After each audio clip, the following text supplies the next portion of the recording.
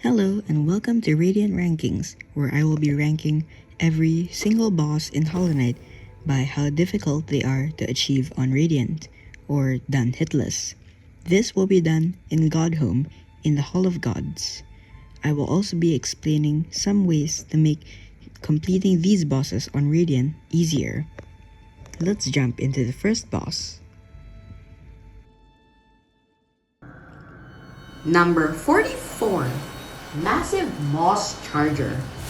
This is surprisingly the easiest Radiant boss. If you use Unbreakable Strength and Quick Slash, when he charges at you, quickly slash him before he has the chance to hit you. You could also use Steady Body to make the fight easier.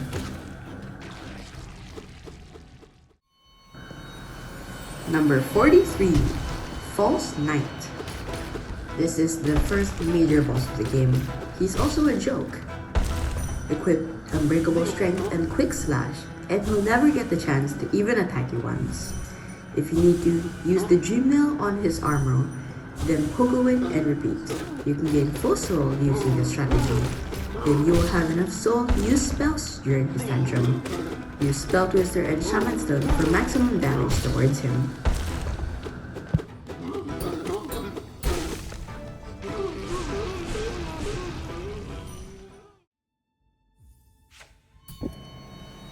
Number 42, Flukemon. Use Grabberfly's Elegy, Steady Body, Unbreakable Strength, and Quick Slash.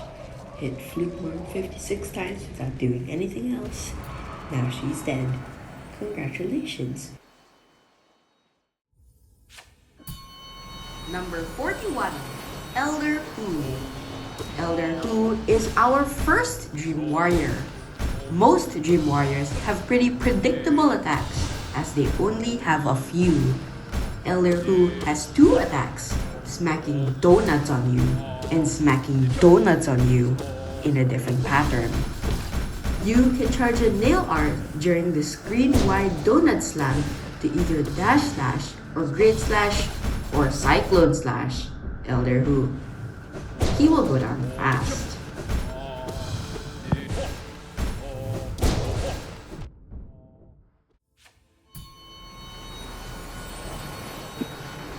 Number 40, Gorb. Say hello to Gorb the Orb. Great Slash or Dash Slash him to death. Shade Soul or Abyss Shriek him to death. Try to stay on the middle platform and light him up with your attacks. Try not to Abyss Shriek him twice in a row so he won't go off screen for so long.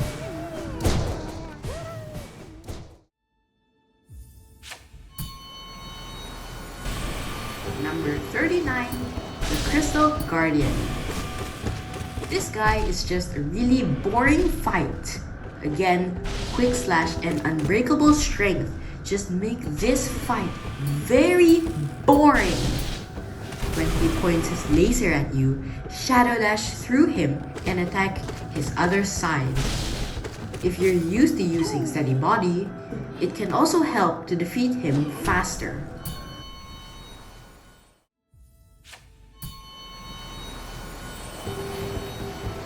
Number 38, Enraged Guardian. He's in his other form, and he's still just as boring as the first one. His attacks are still the exact same, but slightly faster. His supposed buff of having double damage doesn't even make it any harder. It's still just as easy of a fight.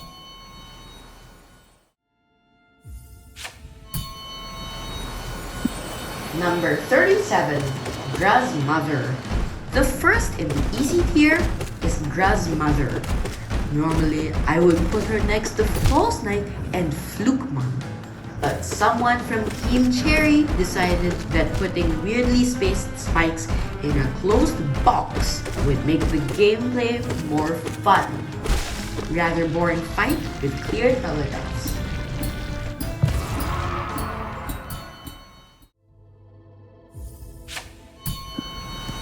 Number 36, Equip Rubberfly's Elegy, Quick Slash, Mark of Pride, and Unbreakable Strength. Spam up slashes and Maui will go down fast.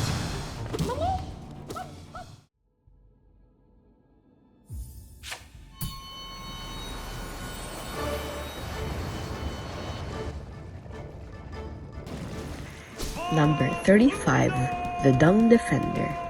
Coolest boss fight in the game. D-Dark obviously makes this fight nearly a joke, since you are able to stagger him at will. Mark of Pride and Long Nail together allows for you to easily attack him when he bounces poop around the stage. Would recommend Spell Twister and Soul Eater for this one, to be able to constantly Dissenting Dark him.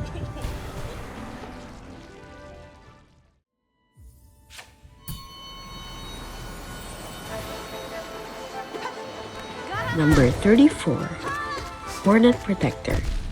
Our first real fight. Hornet won. Look, Silk Song. Her moves are clear and you can quick slash her when she throws her needle horizontally at you. Just watch out for when she heals or does her yo-yo attack and you'll be good.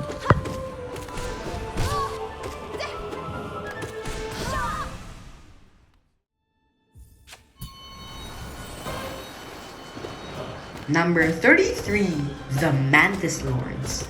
This is everyone's favorite early game fight. This boss may be low on the list, but we'll see a much harder version of this fight later.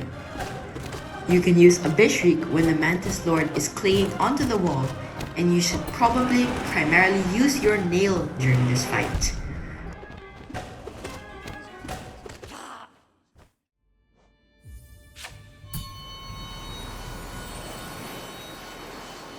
Number 32, the God Tamer.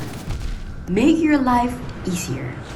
Please do not attack the Tamer. Just pogo on the beast or cyclone slash it, and D-Dark it when it turns into a bowling ball. Make sure the Tamer doesn't get into your way when it jumps at you.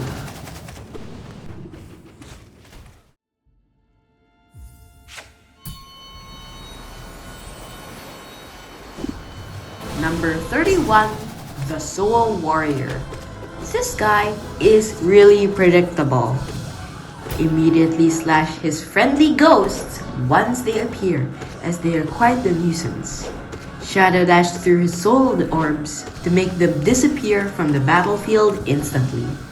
You can double Shade Soul him, especially with Shaman Stone equipped, to deal extra damage. This fight is rather uninteresting.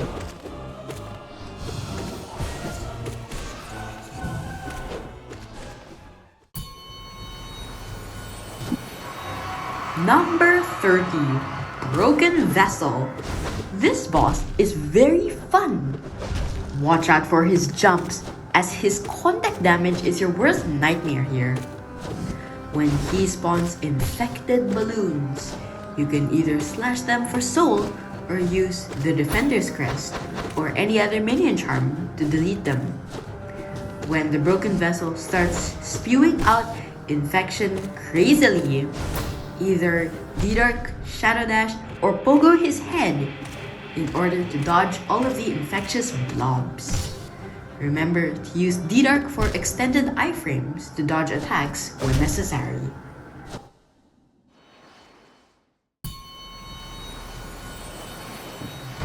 Number 29, Brooding Moloch. One of my least favorite fights in the whole game. His little arm attack is so annoying that I think he is worse than Markoth. I rush this boss using Mark of Pride, Long Nail, Quick Slash, and Strength. You can also use Sharp Shadow to dash to the other side of his body. Kindly get this boss out of my life. Thank you.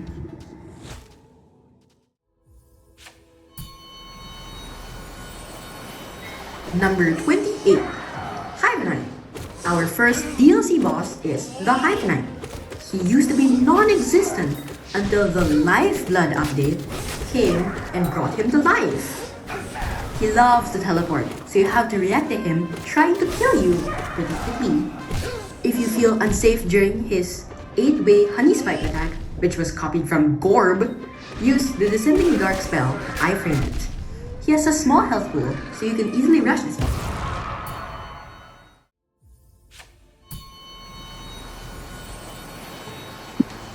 Number 27, Vengefly King.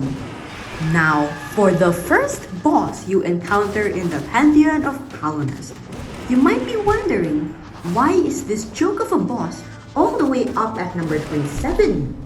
Firstly, he is very annoying. I honestly enjoy fighting Winged Nosk more than this guy. Secondly, who put two of them in the Viridian Arena? I genuinely did Pure Vessel and NKG Radiant before doing this guy because I don't like fighting him. Next boss.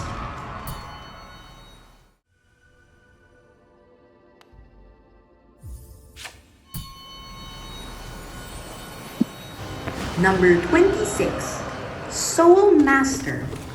One of my favorite fights in the game. In the base game, during my first playthrough, I spent 6 hours on Soul Tyrant because I never upgraded my nails or spells because I never knew that you could upgrade your nail. The fight lasted 12 minutes when I finally beat him. So when I came back to the easier version of the boss, it was super easy and took me 10 minutes to beat him on Radiant. When he dashes towards you, jump and Pogo over him, then double Shade Soul him for easy damage. During his dives, you can also up slash him for extra damage. Spam Abyss Shriek when he's completely idle or staggered, and he'll go down quickly.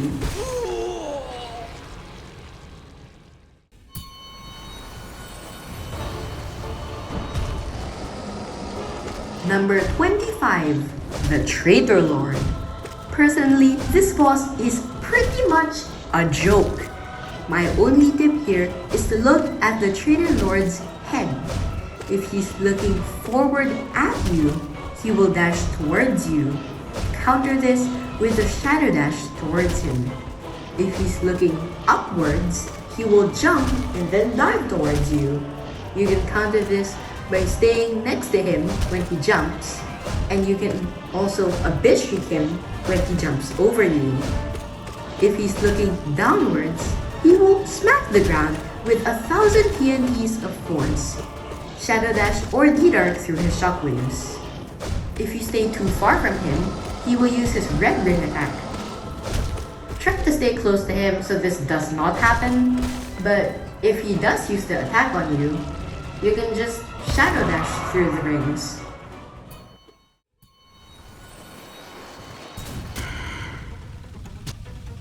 Number 24, Winged Nosk. I know everyone will hate me for this, but this is the better version of Vengefly King. Make sure to double jump when he lunges at you so his wings don't hit you. Remember that his wings have a big hitbox. Immediately kill his infected balloons when they spawn so they don't cause harm to you. When he drops infection from the ceiling, either calmly walk away from danger or use D-Dark to dodge it.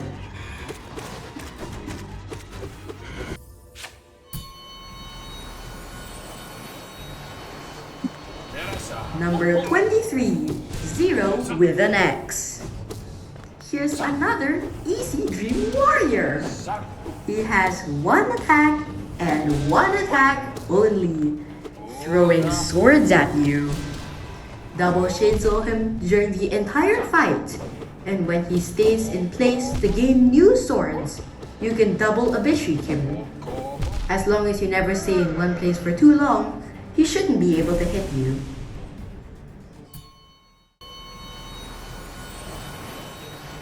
Number 22, Galien. Pair Mark of Pride and Longdale together so you can always hit him when he floats above you. Grubberfly's elegy also works well in this fight. You need to split your eyes for this one, with one eye on the knight, one eye on the flying axe, and a third eye for Galen himself.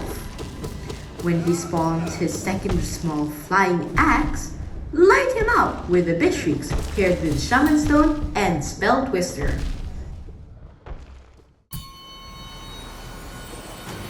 Number 21, Nosk. I don't know why I really enjoy this fight, especially in his Ascended Arena.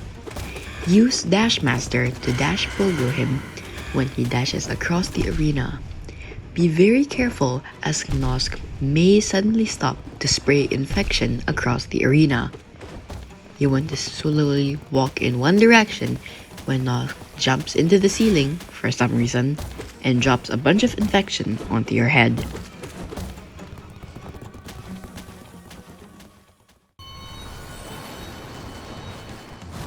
Number 20, Umu, giant Metroid jellyfish. Line the knight, the big jellyfish, and Umu up horizontally. Then Shade Soul the big Uma to hit him. Use the Dream Wielder on him for 66 soul every time you hit him, and put your Path of Pain platformer skills to use. He'll go down pretty fast as long as you don't get hit by the explosions.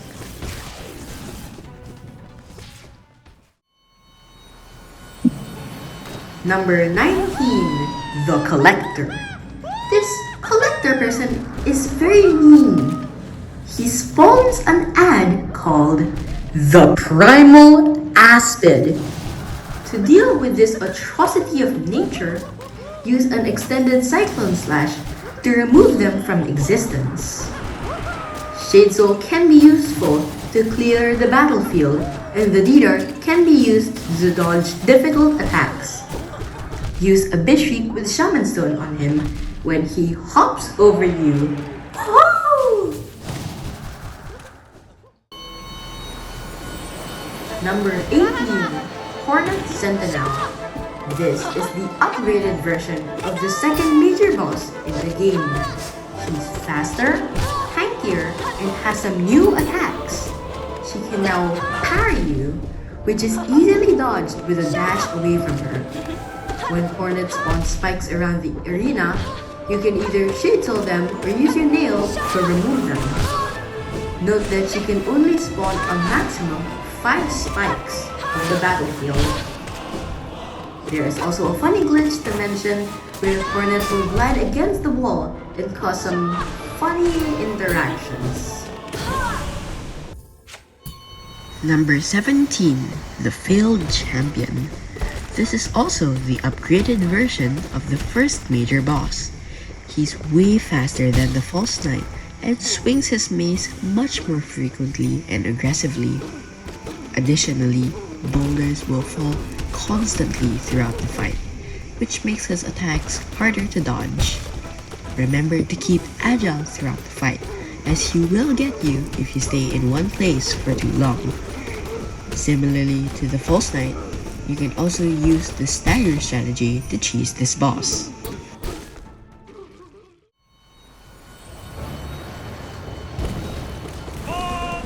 Number 16, the White Defender. This is the upgraded version of the Dung Defender. He's twice as speedy, has 2 new attacks, and has double the poop balls.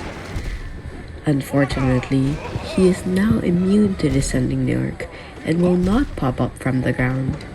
Just remember to play this one safe. For his new attack, either use Shadow Dash or Descending Dark to dodge them.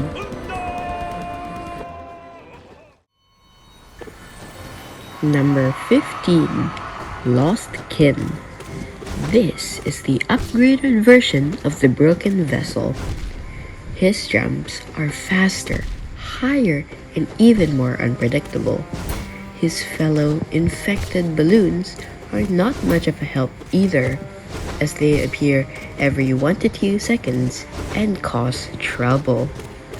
Similarly to the Broken Vessel, Either use any minion charm or your nail to clear them out. Lost Kin is also extremely tanky and will probably take literally forever to kill. Number 14, the Watcher Knights. This is a very difficult boss fight, even in the base game. Many people rage quit over this boss after fighting it way too early in the City of Tears. My two suggestions are to remember that you can pogo on them, and that you can use Shadow Dash or Descending Dark to gain invincibility frames. You can Dream Nail the Watcher Knights when they are screaming at you to gain extra soul. When they use their basic nail attack, go close to them and Shadow Dash through the knight and hit his other side. When they use the roll attack, jump and pogo over them. When they use the bouncing attack, simply predict where the Watcher Knight will land and attack them once they are done bouncing. Number 13, Soul Tyrant. This is the upgraded version of the Soul Master. Moves twice as fast, spawns 6 fireballs instead of 4 for the clock attack, and is much harder to dodge in final phase. For first phase, chase around the Soul Tyrant and up slash him. When he does the dash attack, pogo over him and shade soul him. When he does the 6 fireball clock attack, jump up slash, dash right, up slash, and repeat once. When he does the slam attack, full jump and dash. If you fake out, use the Monarch Wings to avoid getting hit. During the final phase, I suggest dashing left and right to dodge his fast-paced attacks. Dash Master can be used here to make this phase a bit easier. You can also hit the Soul Tyrant as he drops to the ground for extra damage.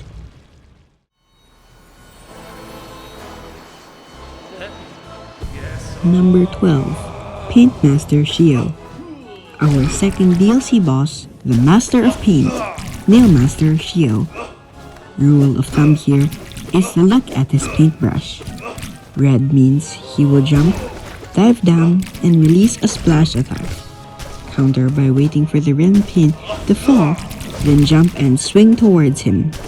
Yellow means he will dash slash the entire arena. Counter by full jumping before he releases the paint. Blue means he will swing his paintbrush towards you and release 3 blobs of blue paint. Counter similarly to the red paint, waiting for the red paint to fall first, then jump and swing towards him. Pink means he will great slash towards you and release falling pink blobs of paint. Counter this by staying very far away from the great slash and watch the falling blobs and react accordingly. He has incredibly low health, so I would recommend to rush this boss.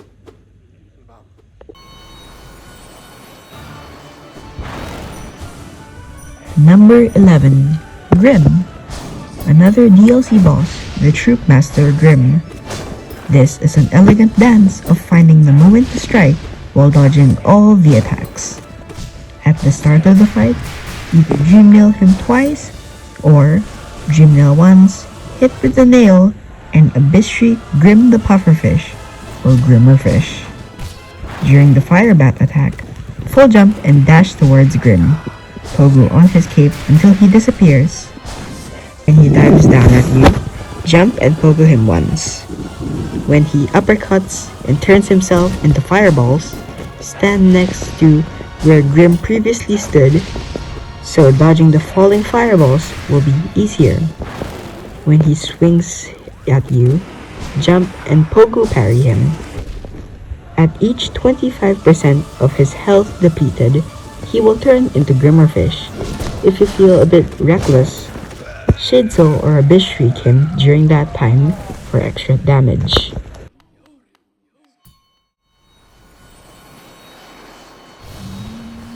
Number 10, No Eyes. Now, you may be surprised why this boss is so high on the list. Well, I just find it very tedious to take down No Eyes. The only strategy here is to use Nail Master's Glory and chase down No Eyes to constantly Great Slash or Dash Slash her. The arena very much does not help to make the fight easier either. Overall, this is an unlikable and difficult boss to complete on Radiant. Number 9. Sisters of Battle.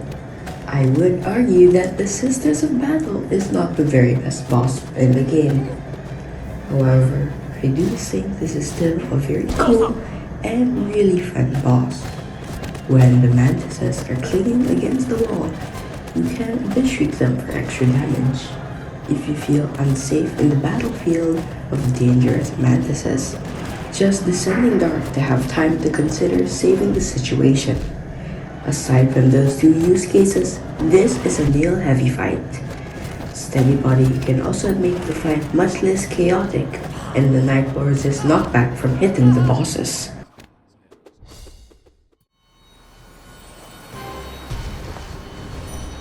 Number 8. The invincible, fearless, sensual, mysterious, enchanting, vigorous, diligent, overwhelming, gorgeous, passionate, terrifying, beautiful, powerful, great Prince Zote.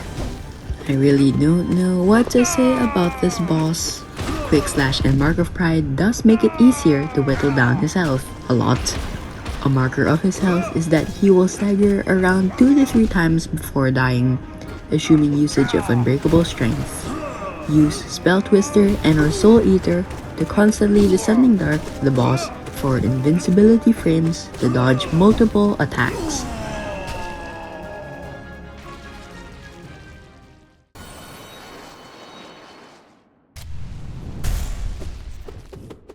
Number 7. Pure Vessel. This is hands down the best boss fight in the entire game. He has awesome music, ambience, lore, and most importantly, is a fun boss to challenge, unlike some of the other ones we'll see later. Let's go over every attack in his arsenal and how to beat him on Radiant. Soul Dagger attack. Pure Vessel will open his cloak and shoot out a couple of daggers toward the knight. You should dash towards the Pure Vessel through the daggers to dodge. Basic Slash attack. Pure Vessel will move and swing his nail forward 3 times. Either jump and pogo parry on top of him, or shadow dash through him. Soul Pillars. Large spikes will appear from the floor in telegraphed positions. Simply walk away from the danger and stand in a safe zone. If Pure Vessel goes into a parrying post, do not engage in combat until he stops parrying. When 50% of Pure Vessel's total health is remaining, he will gain a new attack, the Focus attack. First, stand in a safe spot, then dash away from the Pure Vessel as he unleashes a blast of his own focus energy. When 33% of the Pure Vessel's total health is remaining, he will also gain another new attack, the Void Tendrils attack. Full jump over the screen-wide tendrils, dash towards him, and pogo or Descending Dark to end the fight.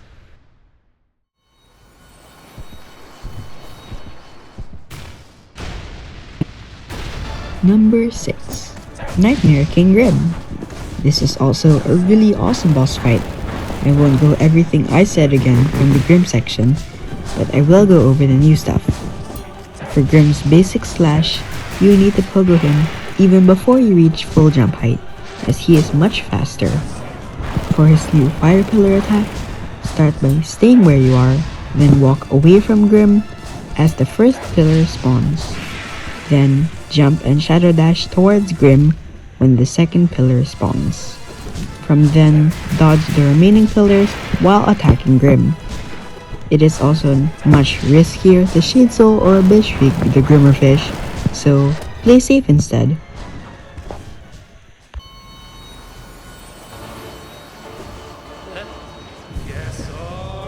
Number 5. Oro and Mato. Next up, the Double Brother fight. This fight starts with Oro, the dash slash nail master. Try to stay around him and constantly barrage him with your nail. After you defeat Oro, Mato will join into the fight for phase 2. Now, something important is knowing which nail master is which. The dash slash guy will only use his attack when he is at the edge of the screen, where he will look directly at the other end of the arena. The Cyclone Slash guy will look upwards and into the sky before he uses his Cyclone Slash attack, and during which he will rapidly spin upwards to attack you. I would recommend using Spell Twister and or Soul Eater to spam Descending Dark, as the brothers love to corner you, so having invincibility frames other than the limited Shadow Dash range can help you escape tricky situations. Number 4. Nail Sage Sly. we're approaching the top 3 hardest bosses. But before that, let's talk about Sly the Fly. I use Dash Master when doing this guy on Radiant, as my personal tactic is to dash in, hit once, and dash out. Other possible methods of beating this guy on Radiant could be a spell-focused build, possibly including Spell Twister, Shaman Stone, or Soul Eater, and Shade Souling Sly to death. Alternatively, a nail art focused strategy could revolve around using Grit Slashes and Dash Slashes with the charm Nail Master's Glory to chip down his health. Either way, for the first phase, learn his attacks well and how to dodge them. Note that you can pogo on Sly's nail when it's spinning. Shadow Dash and Descending Dark are still useful to dash away from Sly's unusually large nail.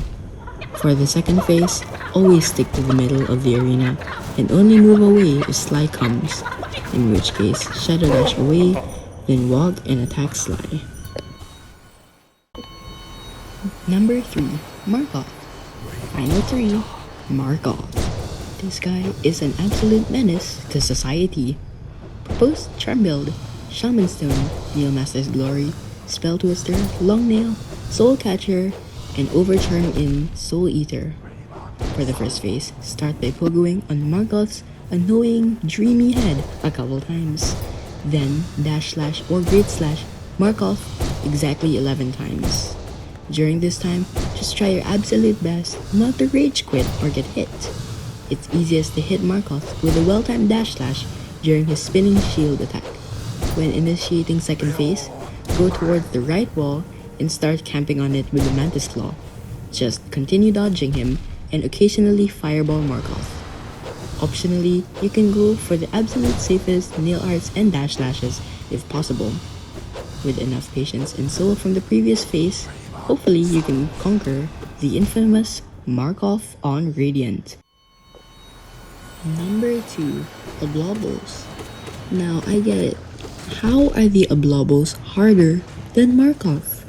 To be honest, this is just my personal trauma to these guys here. I struggled to radiant these little blobs of death for 7 hours. Now I understand the boss fight. Now at least. First, please don't use Grimchild or Grubberfly's Elegy. The lower damage is not worth it. Second, just play safer and don't be risky. Dash Slash and Cyclone Slash are surprisingly great for spacing. Finally, don't focus on one Oblobo. You should attack both of them equally, so that the other one will have much lower health during the second phase. Anyway, that's the second last boss, which leads us to the final boss of the video.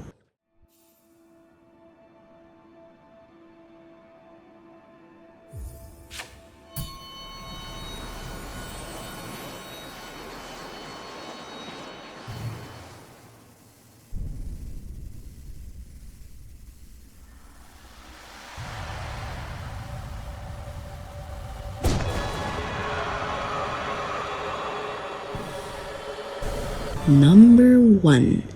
Absolute Radiance. The final boss of the entire game, Absolute Radiance. Let's go step by step into how to beat this boss on Radiant. Recommended charm loadout: Unbreakable Strength, Mark of Pride, Quick Slash, Nail Master's Glory, and any other charm of your preference. We start the boss as Radiant Swanson. Start by jumping and side slashing the Radiance. Then, her attacks begin. Dodge the beam wall with Descending Dark or Shadow Dash. Dodge the wall of spikes with dashes.